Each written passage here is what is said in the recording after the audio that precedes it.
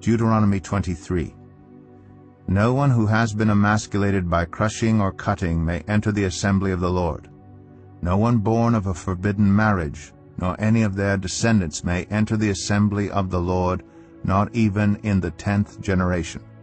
No Ammonite or Moabite, or any of their descendants may enter the assembly of the Lord, not even in the 10th generation.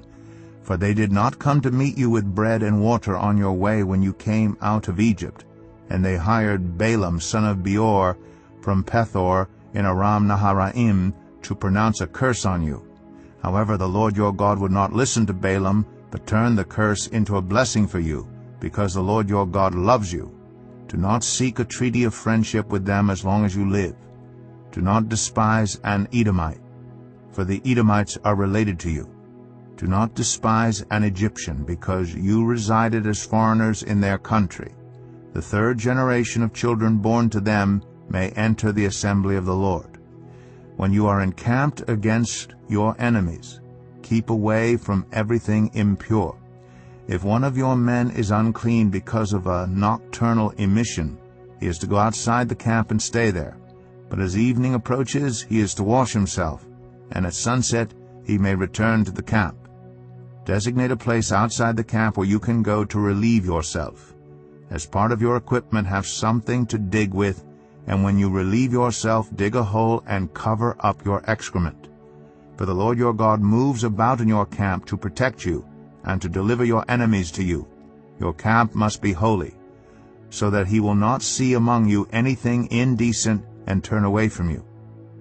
If a slave has taken refuge with you, do not hand them over to their master.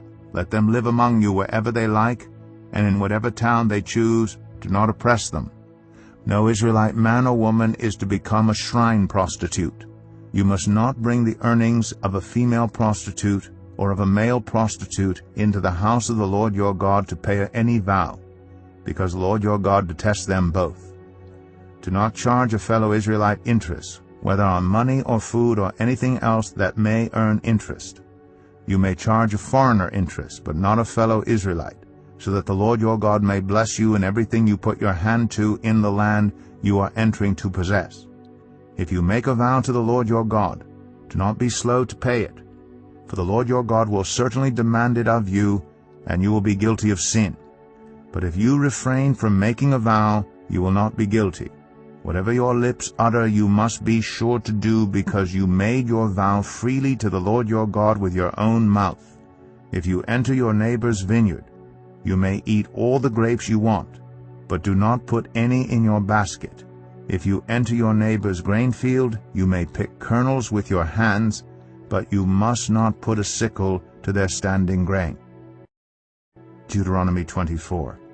If a man marries a woman who becomes displeasing to him because he finds something indecent about her, and he writes her a certificate of divorce, gives it to her, and sends her from his house, and if after she leaves his house she becomes the wife of another man, and her second husband dislikes her, and writes her a certificate of divorce, gives it to her, and sends her from his house, or if he dies, then her first husband, who divorced her, is not allowed to marry her again after she has been defiled. That would be detestable in the eyes of the Lord. Do not bring sin upon the land the Lord your God is giving you as an inheritance. If a man has recently married, he must not be sent to war or have any other duty laid on him. For 1 year he is to be free to stay at home and bring happiness to the wife he has married. Do not take a pair of millstones, not even the upper one, as security for a debt, because that would be taking a person's livelihood as security. If someone is caught kidnapping a fellow Israelite and treating or selling them as a slave, the kidnapper must die. You must purge the evil from among you. In cases of defiling skin diseases, be very careful to do exactly as the Levitical priests instruct you. You must follow carefully what I have commanded them. Remember what the Lord your God did to Miriam along the way after you came out of Egypt. When you make a loan of any kind to your neighbor, do not go into their house to get what is offered to you as a pledge. Stay outside, and let the neighbor to whom you are making the loan bring the pledge out to you. If the neighbor is poor, Do not go to sleep with their pledge in your possession. Return their cloak by sunset, so that your neighbor may sleep in it. Then they will thank you, and it will be regarded as a righteous act in the sight of the Lord your God. Do not take advantage of a hired worker who is poor and needy, whether that worker is a fellow Israelite or a foreigner residing in one of your towns. Pay them their wages each day before sunset, because they are poor and are counting on it. Otherwise they may cry to the Lord against you, and you will be guilty of sin. Parents are not to be put to death for their children, nor children put to death for their parents. Each will die for their own sin. Do not deprive the foreigner or the fatherless of justice, or take the cloak of the widow as a pledge. Remember that you were slaves in Egypt, and the Lord your God redeemed you from there. That is why I command you to do this. When you are harvesting in your field, and you overlook a sheaf, do not go back to get it. Leave it for the foreigner, the fatherless, and the widow, so that the Lord your God may bless you in all the work of your hands. When you beat the olives from your trees, do not go over the branches a second time. Leave what remains for the foreigner, the fatherless, and the widow.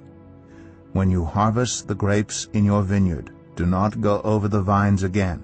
Leave what remains for the foreigner, the fatherless, and the widow. Remember that you were slaves in Egypt. That is why I command you to do this. Deuteronomy 25. When people have a dispute, they are to take it to court, and the judges will decide the case, acquitting the innocent and condemning the guilty.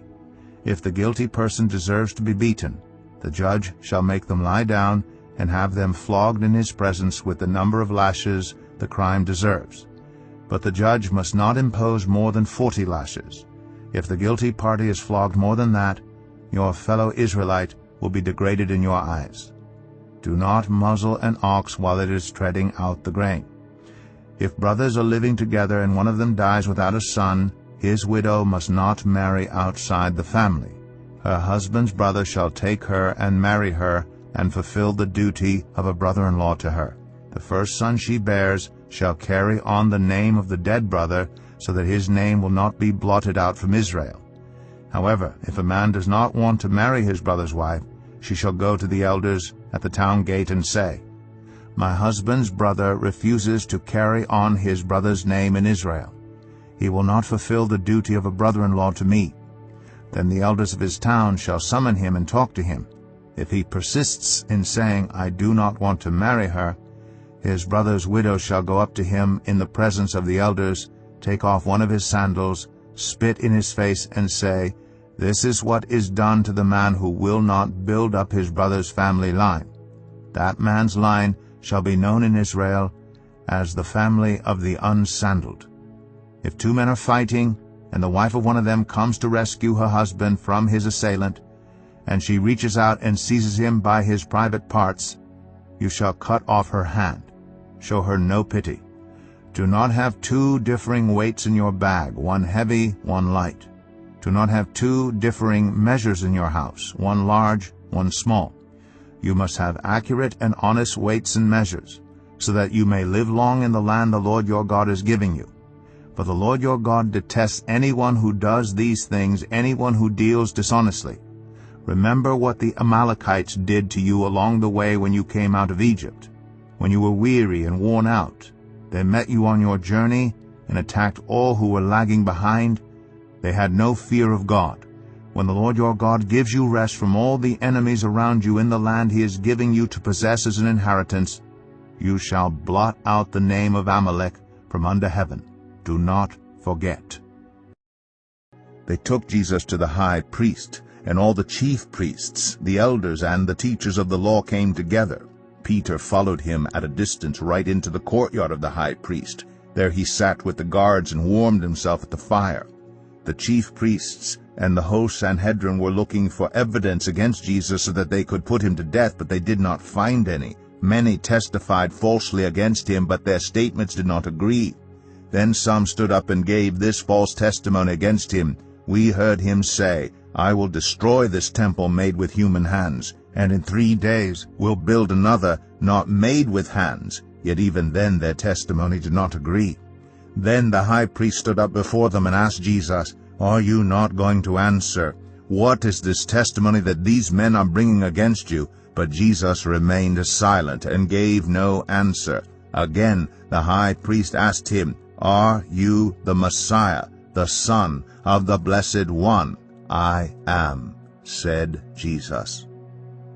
"And you will see the Son of Man sitting at the right hand of the Mighty One and coming on the clouds of heaven."